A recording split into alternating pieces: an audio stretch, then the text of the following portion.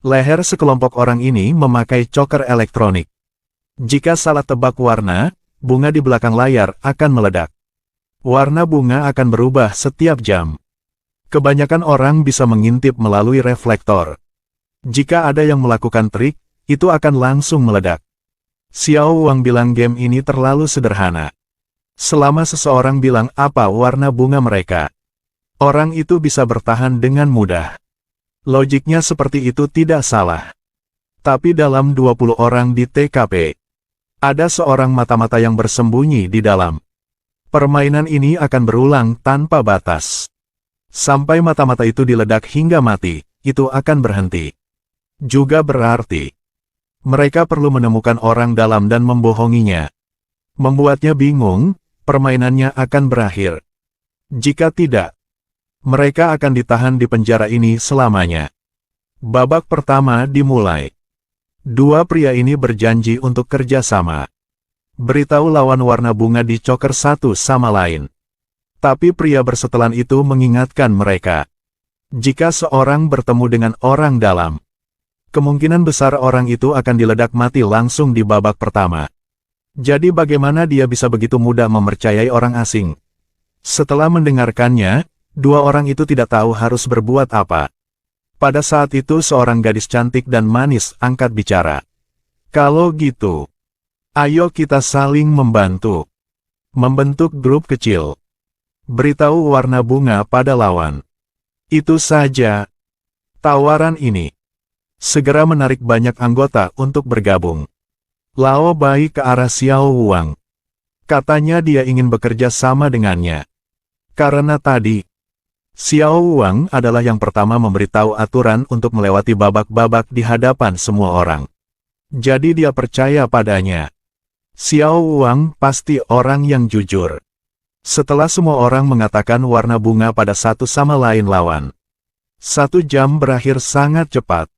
Semua orang kesel. Melaporkan warna bunga yang mereka kira. Seperti yang diharapkan, tidak ada yang mati di babak ini. Game juga masuk babak kedua. Kali ini seorang penjahat mendorong seorang pria ke tanah. Memaksa dia mengatakan warna bunga di chokernya. Ternyata di babak sebelumnya, dia memaksanya mengungkapkan jawabannya. Melihat pria ini dibuli, pria berbaju biru mendekat telinganya. Dorong dia untuk mengatakan warna bunga palsu. Jika gitu, babak selanjutnya pria botak tidak bisa menggertaknya lagi. Orang ini menemukan kata-katanya benar. Jadi dia memberitahu pria botak itu warna bunga palsu. Orang-orang yang melihat adegan ini, diam-diam mengerti di benaknya.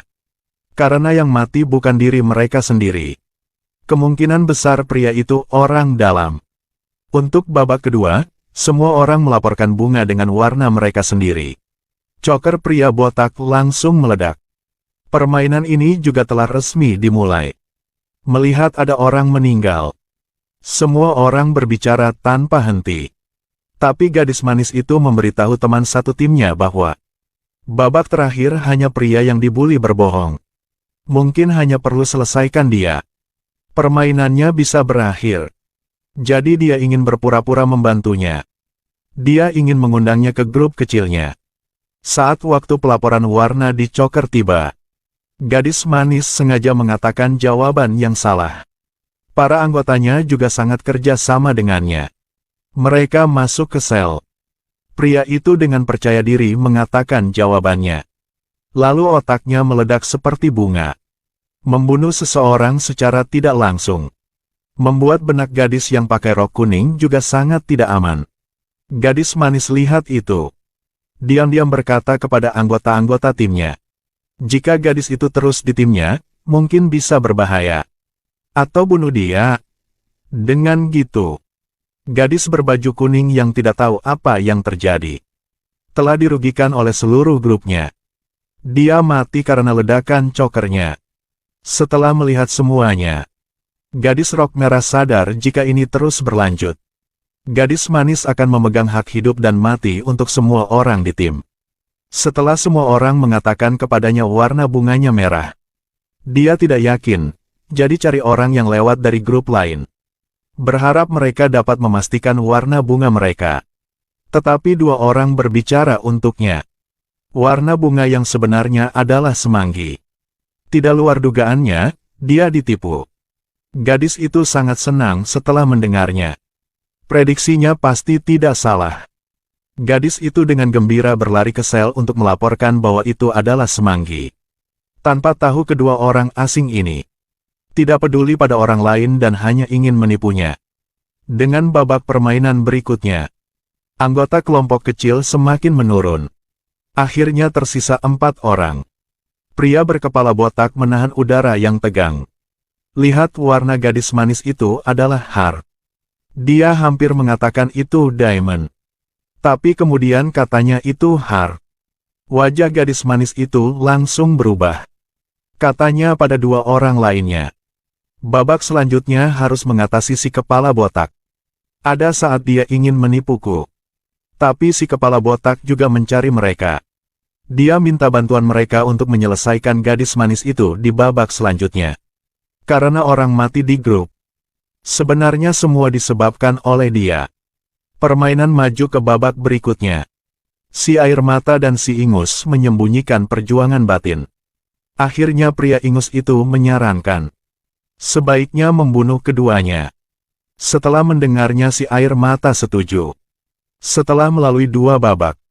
4 orang di grup mati semua. Karena si air mata dan si ingus. Mereka semua kehilangan kepercayaan satu sama lain. Semua saling menipu. Ketika tabu pembunuh rekan setim dipatahkan, maka seluruh tim akan dibubarkan. 6 pemain yang tersisa dalam permainan kebetulan terdiri dari tim-tim 2 orang. Tapi orang dalam dari awal sampai akhir masih belum terlihat. Orang-orang yang tersisa terdiri dari 3 kelompok yang berbeda. Kelompok pertama adalah pria berjas dan gadis kecanduan pria. Karena sang gadis kecanduan pria yang gila cinta pria berjas. Jadi dia pasti tidak akan membohonginya. Tapi pria berjas juga memanfaatkannya. Kepercayaan antara mereka berdua sangat kuat. Kelompok kedua terdiri dari si pembunuh dan bocah depresi. Si pembunuh merasa bahwa bocah itu dan dirinya memiliki kepribadian yang sama. Dan berinisiatif untuk bekerja sama dengan pria depresi. Seperti yang diharapkan, keduanya kerjasama dengan baik dan bermitra sampai sekarang.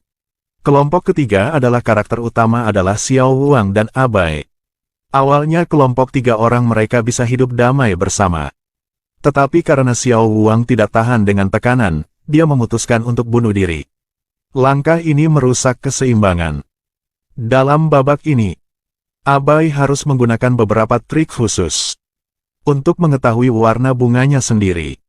Ketika laki-laki depresi datang ke area untuk mengambil kue, Abai datang untuk mengobrol. Katanya dia pernah melihat perintah penangkapan si pembunuh di surat kabar. Bekerja sama dengan orang itu. Kalau dia bukan orang dalam, mungkin di saat-saat terakhir, dia akan mengkhianatinya. Jadi Abai menggunakan cara itu. Harap bisa mengelabui pria depresi itu. Tapi pria depresi itu tidak peduli padanya. Abai melihat situasi seperti itu. Dia berinisiatif untuk maju lagi. Beritahu pria depresi ini bahwa warnanya adalah sekop. Pokoknya, satu berita lagi bukanlah hal yang buruk. Lalu dia jujur padanya bahwa, apa warna bunganya? Pria depresi itu tidak tahu harus berbuat apa dalam sesaat. Mari kita bertukar berita warna choker dalam babak ini. Pria depresi tidak ingin bekerja sama dengannya. Tapi dia hanya mengambil 2 langkah. Dia menoleh dan berkata pada Abai. Warnanya Heart. Tapi sebenarnya, warnanya Dinamon. Ternyata langkah ini dari Abai. Sebaliknya membuat pria yang depresi berpikir bahwa dia adalah orang dalam. Pokoknya satu-satunya orang yang mati di 3 kelompok adalah orang setim Abai. Lalu Abai terus melakukannya. Di area makanan dia bertemu dengan si gadis kecanduan pria. Begitu maju, dia memujinya. Bahwa begitu dia lihatnya, dia sadarinya orang yang jujur.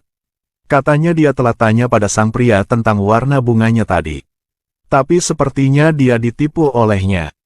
Jadi dia meminta gadis itu melihatnya untuknya. Apakah itu warna semanggi? Gadis itu melihat itu Diamond. Namun dia tidak jawab, tapi takut langsung kabur. Saat ini dalam hati Lao Bai, dia telah menganalisa jawabannya. Pria depresi tidak percaya diri.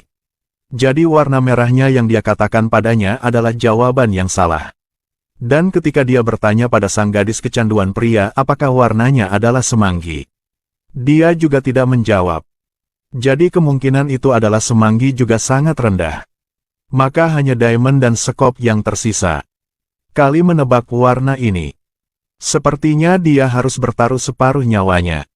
Tapi sekarang, gadis kecanduan pria kembali ke kamar kecil untuk bertukar informasi dengan pria berjas. Sang pria mengatakan warna yang benar kepada gadis. Namun di babak ini sang gadis kecanduan pria memilih berbohong.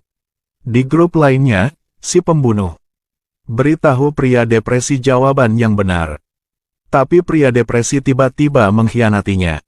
Katakan warna palsu ke rekan satu timnya. Ternyata, pria depresi dan gadis gila adalah rekan satu tim yang sebenarnya. Saat baru saja memulai permainan, keduanya segera menjalin kemitraan.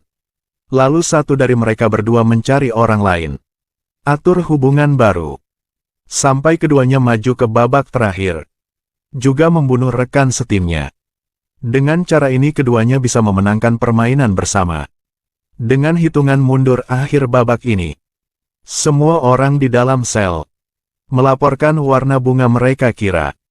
Ledakan keras di sel terdengar. Pria depresi keluar dari sel. Benar. Mata-mata dalam game ini. Itu dia. Si gadis kecanduan pria karena mempercayai katanya. Juga diledak hingga mati di dalam sel. Sang orang dalam tertawa terbahak-bahak. Akhirnya dia berhasil membunuh semua orang. Dan sekarang, Abai tiba-tiba keluar dari sel. Ternyata selama pertandingan, dia selalu dalam kegelapan mengamati semua orang. Pria depresi dan gadis itu menggunakan trik. Juga terdeteksi olehnya dari awalnya.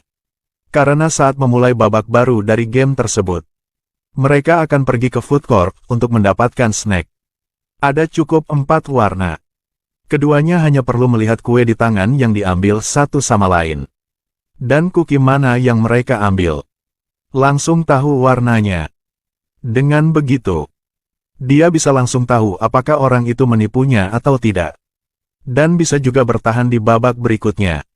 Selanjutnya, si pembunuh dan pria berjas itu juga keluar dari sel satu persatu. Karena Abai memberitahu mereka penemuan ini. Sehingga mendapatkan kepercayaan mereka. 3 orang segera menjalin hubungan kerjasama baru. Sekarang identitas mata-mata pria itu telah terungkap. Mereka tidak akan memberitahunya warna sebenarnya. Jaga dia adalah menjaga jalan mati. Dan dengan gitu, Abai mengandalkan kecerdasannya menang game ini.